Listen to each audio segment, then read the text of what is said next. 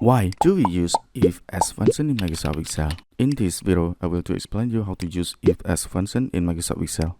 Okay, so here all of the conditionals that I need to set for the student score. Okay, let's see my practice. Select on cell and remove. Click on the first cell. I use if as function in this formula. And after, I click on the first score of the student and press the greater than 90 and show the result grade A. And I want to express that the text needs inside the double quote.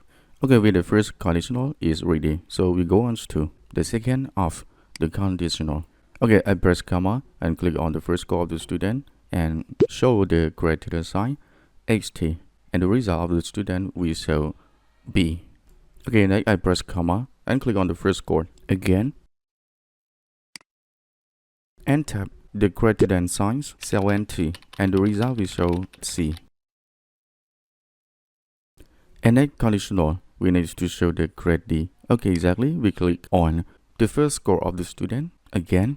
If it's greater than 60, the result of the student, we need to show the letter D. Okay, next we do it the same. If the score of the student is greater than 50, the result we need to show the letter E.